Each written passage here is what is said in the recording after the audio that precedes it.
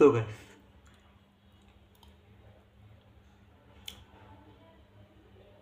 সল্লু ভাইয়ের বার্থডে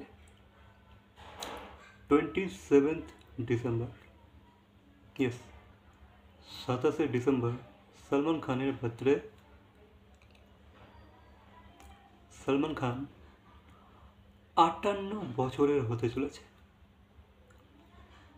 58 বছর, মানে 60 হতে আর 2 বছর বাকি। ভাই ভাই এখনো হিরোর রোল করছে, মানে ভাবা যায়? Can you imagine? বাট করছে, অ্যান্ড আই থিঙ্ক হয়তো এখনো আরও হয়তো 4-6 বছর হয়তো করবে। মানে এনার্জি দেখে যেটা যেটা বুঝতে পারা যাচ্ছে, মনে হচ্ছে ভাই এখনও বোধ হয় 4-6 বছর করবে। তো যেহেতু আমরা জানি যে সলমান খান তার বার্থডেটা বেশ ভালো রকমই সেলিব্রেট করে, পার্টি থ্রো করে, যেখানে বলিউডের নানান সেলিব্রিটিরা আসে, সে পার্টিকে জয়েন করে, এনজয় করে।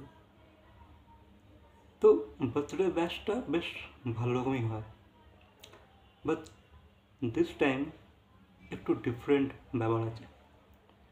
যেহেতু আমরা জানি যে ভাই তার উপর লাইফ থ্রেটনিং ব্যাপার স্যাপার চলছে, তাকে প্রাণের হুমকি দেওয়া হয়েছে।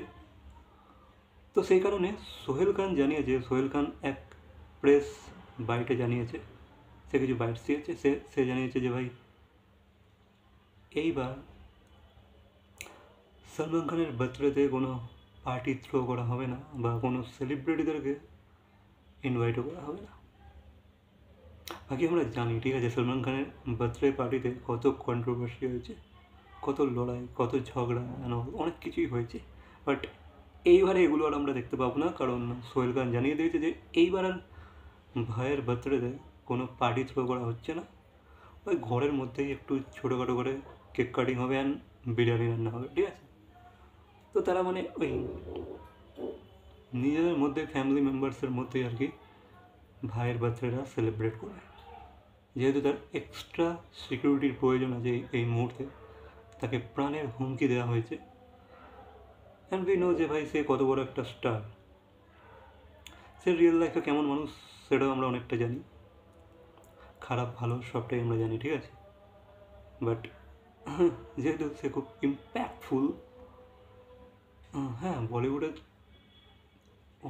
অনেকটাই তার যোগদান আছে, বা উই নো, ঠিক আছে, যে ভাই সলমান খানের সিনেমাগুলো কী লেভেলে বিজনেস করে, বা বলিউডের কতটা দরকার তাকে, উই নো। সো এই হচ্ছে ব্যাপার। এইবারে আর সলমান খানের বার্থডে পার্টিও হচ্ছে না, আর তার বার্থডে পার্টিতে যে রকমের বড় বড় কিছু কন্ট্রোভার্সি হয় সেগুলো আর হচ্ছে না, ঠিক আছে, সেসবের কোনো প্রশ্নই উঠছে না। So that's it.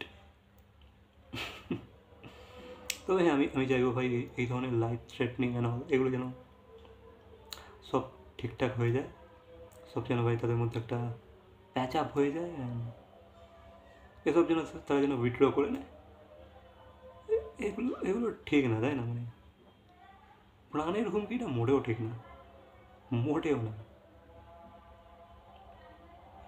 সো এই ছিল একটা আপডেট, তো তোমার সাথে শেয়ার করে দিলাম।